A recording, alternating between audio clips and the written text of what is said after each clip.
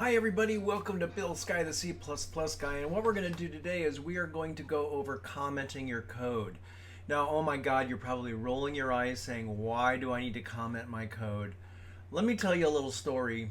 About 3 years ago, or maybe it was 5 years ago, I had a previous employee of mine from IBM, a member of my team, who sent me this text message. I still stay in touch with them, but they sent me this text message while I was teaching class thanking me for commenting my code because a defect was found in my code. Yes, I can make mistakes.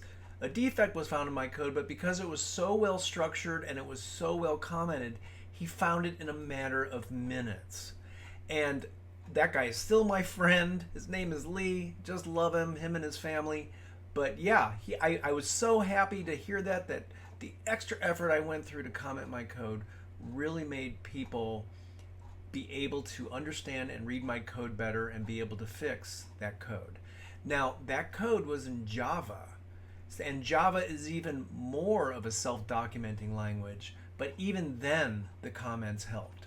So I think it's very important to do comments. Any professional will tell you the same thing. If they don't, maybe they write perfect code. Not possible. So let's take a look at some comments. Right here, what you see is I have an Eclipse project up and running. It's simply entitled Commenting Your Code, and I've done nothing to this code other than what Eclipse did. Notice what Eclipse did. It created comments.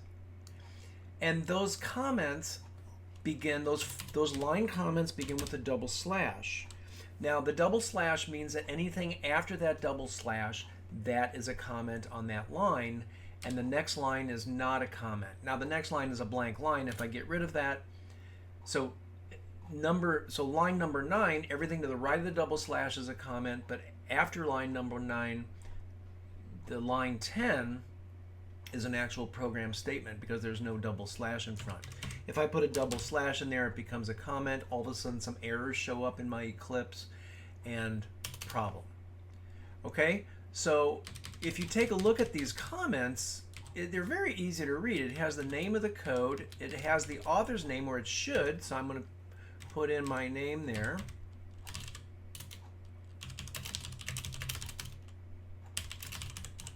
It also should have the version, has the copyright notice if such, it has a description. You might even want to have something like this, modifications, and then every time you do a modification, 2023, I don't know, 0901, initial version, and you put your initials there. That will tell the next person that looks at your code, because there might have been a problem, or they may just want to admire your beautiful code, that it was from BJK, Bill J. Komanetsky, which is my real name. Now, how did Lee know that I was the one that wrote that code? Is because on all of my code I would put revision comments there. He would see that it was from BJK. Ah, Bill, you did that. I even put on some of my comments, I don't do this in all, but some of my comments, I even put the line numbers or the function numbers. We'll talk about functions later, or the function name, I should say, that was modified in the code, so it's very easy to find. In this situation with Lee, that wasn't the case, but he knew I did it, and so he was able to contact me and thank me for such a good job. So a little self-aggrandizing there, but I'm damn proud of that situation. So a double slash is a single line comment. Also notice that Eclipse put a comment at the end of this line, and because it's after the semicolon, it doesn't affect the actual code in line 15, but everything to the right of the double slash is ignored. Now, there's also another way to write comments, and that's with a multi-line comment, and that's a slash asterisk. Now, watch what happens when I press enter, what Eclipse does for me. Eclipse automatically closes the slash asterisk with an asterisk slash, and then I can put in my comments. I can make as many as I want. Eclipse does that for you. Now, if you're using Visual Studio Code or Xcode, I don't remember, it may or may not do that, but that's one of the things I like about Eclipse. Now, you can't do something like this. This statement right here on line 16 returns 0. you can't do this.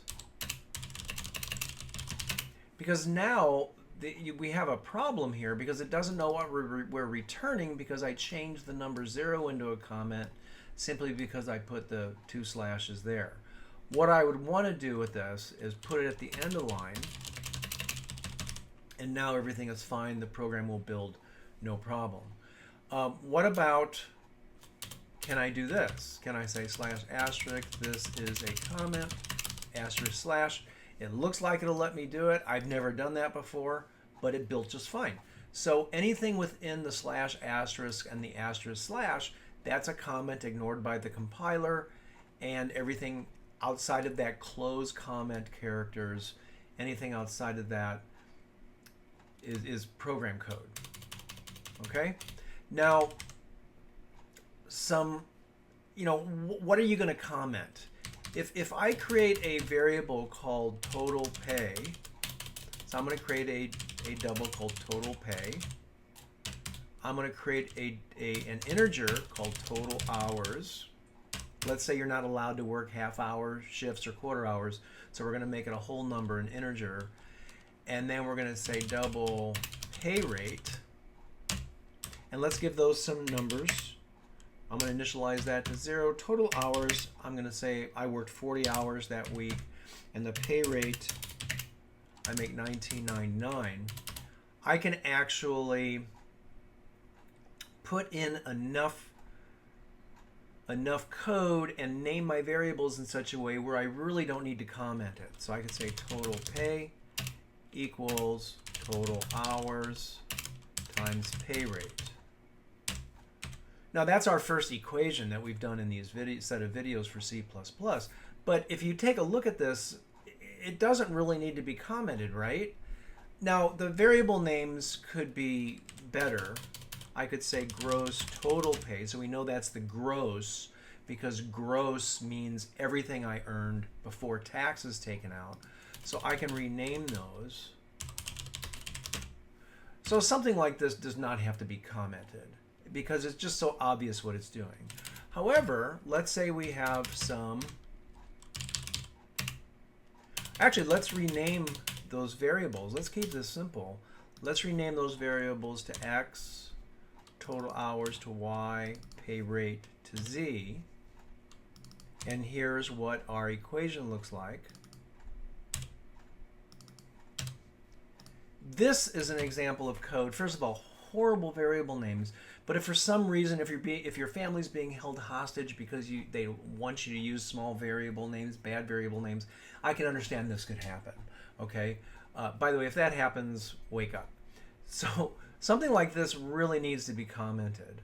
Now, if you get a job programming and you have to modify a program, you might actually see code like this where the variable names are horrible and you have no idea what those variable names are. What is it that they're doing here?